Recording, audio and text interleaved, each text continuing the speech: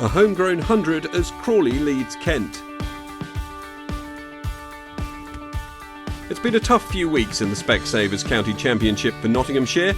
Still without a win in the campaign, they sat at the bottom of the table with 3 draws and 3 defeats to their name. That being said, Kent hadn't fared much better.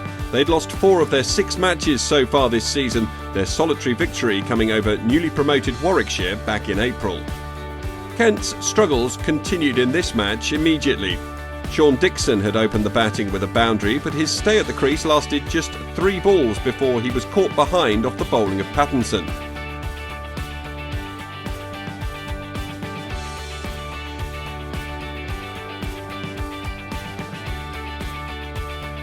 Pattinson picked up another soon afterwards, Denley forced to depart after being trapped in front by the Aussie.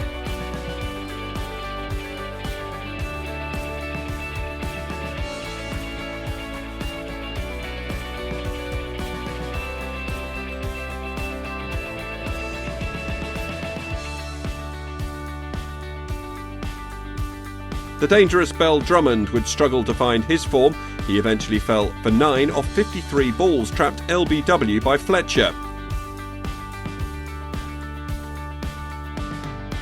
Fletcher then got the wicket of Coon, bowled for 9, but whilst all around him wickets fell, Zach Crawley stood strong and put on the bulk of the runs for Kent, soon reaching his half-century.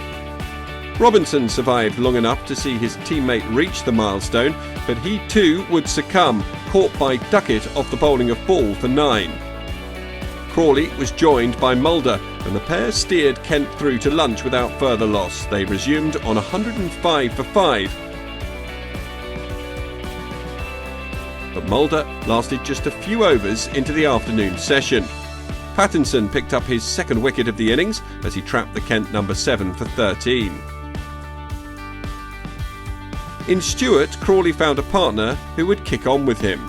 The pair took the fight to Nottinghamshire as Crawley edged closer to his century, launching a series of boundaries. Stewart was on a mission. He launched Carter for 6 as he accelerated towards his 50. The milestone reached as he helped Kent recover to 208 for 6.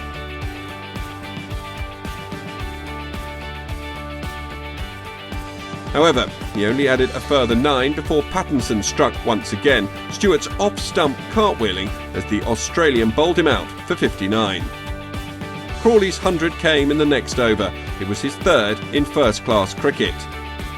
Rayner's stay at the crease was only long enough to see his teammate reach the milestone before he was trapped LBW for Pattinson for 0 as the Aussie picked up his 4th of the innings. When they stopped for tea, Kent had recovered from a difficult start and they sat on 236 for 8. Podmore and Crawley resumed after the interval and looked to get off to a good start before the Kent opener was finally removed, Pattinson completing his fifer as he bowled Crawley for 111.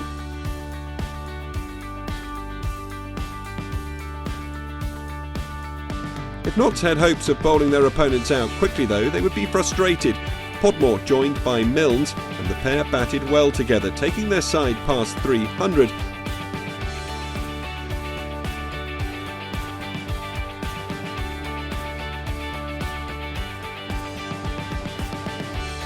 Before Milnes became Ball's second victim, snaffled by Duckett at first slip for 13. Kent finished on 309, an impressive feat considering 5 of their top 6 were dismissed for single figures. They owed a lot to the impressive Zach Crawley, his innings of 111 underpinning the late-order hitting of Stewart and Podmore. The Nottinghamshire opening pair of Slater and Duckett would first target survival through to the end of play. Each found the boundary and both successfully made it through to stumps at 30 without loss. It had been Crawley's day though. He'd been ably assisted, but the Kent opener had made his mark on the match and set the tone. That being said, there would be concerns over the performance of the rest of the top order. James Pattinson had been the standout performer for Notts, his figures of 6 for 73, his best so far this season, and his 10th 5-wicket haul in first-class cricket. Conditions look like they may favour the bowlers on day 2, with a risk of rain in the air.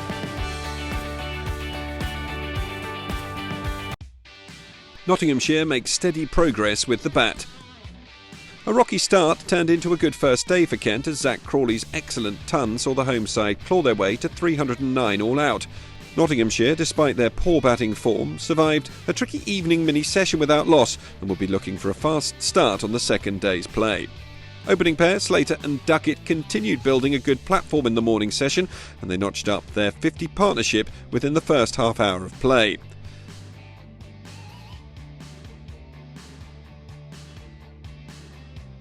They'd edged the score to 58 when the partnership was broken. Duckett, the man to go, trapped LBW by Milnes. Soon afterwards, neither opener was left as Slater's steady session was ended. He edged Mulder behind to Robinson. New boy Nash found his rhythm quickly with fours coming in 3 consecutive overs, and the sides reached lunch with the game in the balance after a solid start from Nottinghamshire, although it was undercut by the fall of their openers. The rain came down over lunch, meaning a delayed start to action in the afternoon, Nottinghamshire continuing their cautious approach.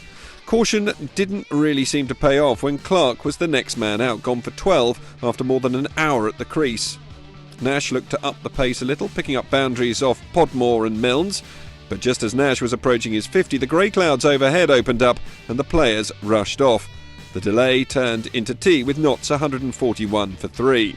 Nash came out of the blocks quickly, moving on to 49 with a 4 off Mulder, and he reached his 50 off a no ball, a 5th of the season, and right as he notched up the half-century, the rain came right back and the players were forced off once again.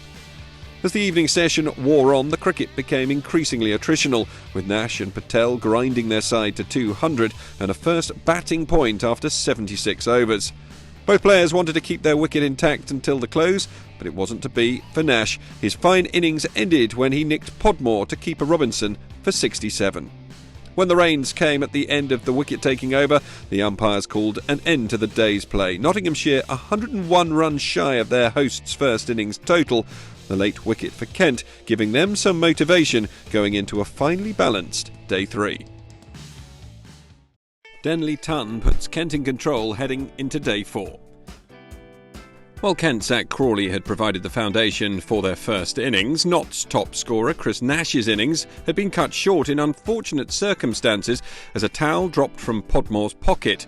They'd been forced to bat without their number 3, despite his protestations on day 2, but in Samit Patel, Notts had a man with significant experience, and once again he'd show his worth as he resumed the innings with Stephen Mullaney.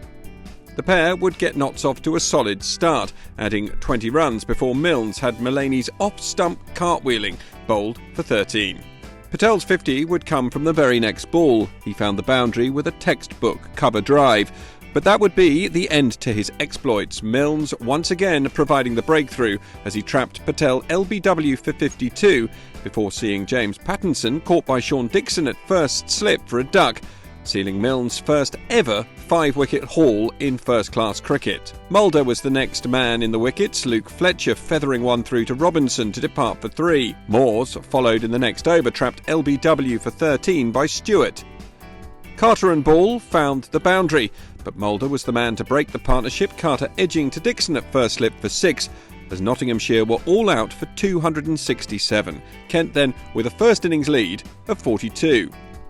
Patel and Nash had batted well for their half-centuries, whilst the top order had all managed starts, but they've been unable to convert. More of a memorable innings for Milnes, figures of 5 for 68, a career best for the former Nottinghamshire man. Kent's reply didn't get off to the best start. Dixon's second innings return only marginally better than his first as he edged through to Moores for 1. Kent went in at lunch 19 for 1, but with first innings hero Crawley still at the crease alongside England international Denley. The pair started well after lunch, passing 50 off just 75 balls, both men beginning to find their feet, and consequently the boundary. There was no repeat of Crawley's heroics from the first innings though. He departed for 37, caught by Duckett at first slip off ball. Denley brought up a first half-century of the season with a boundary off the bowling of Ball, and he was joined at the crease by Daniel Bell-Drummond. They batted on to tea without loss. They went in at the break 141 for 2. Bell-Drummond looking for a 50 of his own when they began the evening session, and the pair began to trade shots, Denley picking up a 4 to see his colleague reply with one of his own. The number 4 would reach his 27th first-class century with a boundary off ball. The stage was set for Bell Drummond to pick up a ton of his own, but he'd fall agonisingly short when he was dismissed by Pattinson, edging through to the keeper for 79. Kuhn introduced himself to proceedings with a number of quick boundaries before the light diminished enough for the umpires to lead both sides from the field of play. Kent's score?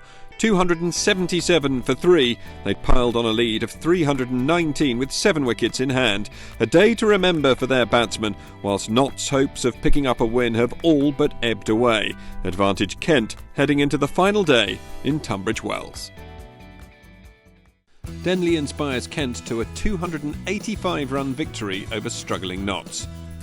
When bad light forced Kent off at 277 for 3, Denley had put them in a commanding position. Their lead of 319 was a significant one, and with 3 sessions left of play, they set a target of piling on the runs in the morning session in pursuit of a declaration. From the resumption of play, they averaged almost 10 and over, Denley turning the screw and accelerating, whilst Kuhn followed suit. The South African number 5 would eventually go, bowled by Carter for a quick-fire 42, but Denley was unmoved, blasting a 6 over Mulaney's head. Robinson's wicket would come 2 balls later, caught at deep point for 1, trying to force Mulaney to the boundary. But it did little to derail Denley. He found big shot after big shot before finally bringing up his 150 in slightly more sedate circumstances, a drive into the covers for 1, enough to bring up the milestone. Mulder, now alongside Denley at the crease, blasted a 6 of his own, clearing the offside boundary before the innings was wrapped up. 2 more boundaries from Denley, taking Kent's lead past 400, and that triggered the declaration. It had been a statement innings from Denley. Deemed surplus to requirements for England's World Cup squad, he batted like a man with a point to prove. With the Ashes just around the corner, this was a real claim for a place in the Test squad to face Australia later this summer. A victory was now unlikely for Notts, and they'd look to set out their stall and take the win away from the hosts. And the early going showed some promise, Duckett hitting boundaries off both Milnes and Podmore in the opening stages. But the good start would come unstuck thanks to a devastating spell from Podmore. First, Duckett would depart, caught behind for 23 off 17. Nash was the next victim, another man to edge through to the keeper, out for 7. And then 5 balls later, Clark would go without scoring, out LBW. Samit Patel would stay with Slater long enough to see the side past 50, but his stay at the crease would come to an end soon afterwards, caught at point off Stewart for 6. They went to lunch 4 balls later, struggling at 56 for 4, still 350 runs behind, and hopes of a result beginning to evaporate. The pattern would continue after the restart, Ollie Rayner picking up his first wicket for Kent since joining them on loan from Middlesex. Slater the man to go, caught behind for 20. Moores and Mulaney would look to batten down the hatches, but they couldn't stem the flow of wickets. Their resistance was broken as Mulder had Mulaney out LBW for 11. Notts now 6 down and still yet to pass the 100 mark. The boundaries dried up. Pattinson joined Moores at the crease, but the pair's partnership wouldn't last long. Podmore dismissed Moore's LBW for 11, before a smart grab from Kuhn at second slip would give Rayner his second and see Pattinson back in the pavilion for 8. Notts looked to limp through to tea with Fletcher and Carter. The pair would take the side past 100, but they'd be unable to negotiate the few remaining overs unscathed. Dixon pouching a catch at slip to give Podmore his 5th of the innings. Fletcher would bat on defiantly, Denley suffering the brunt of his ire as the big Notts man smashed him for 6. But it wouldn't last long. A short ball from Stewart prodded into the leg side, where he could only find Kuhn at mid-wicket. The innings over, Notts defeated by 285 runs. While an impressive 150 from Denley had set the tone for Kent and put victory all but out of reach for Notts, the bowling attack deserved credit for their work and the speed in which they rattled through the order. Podmore finishing the innings with figures of 5 for 41. Duckett's 23 off 17 would see him finish as Notts' top scorer, with 6 batsmen failing to break double figures. Kent now look ahead to their return to Canterbury, where they face Warwickshire in 10 days' time. Meanwhile, Notts will be hoping to pick up their first win of the campaign when they face Essex at Trent Bridge. The points distribution from this one: Kent winning 22, Nottinghamshire just 5.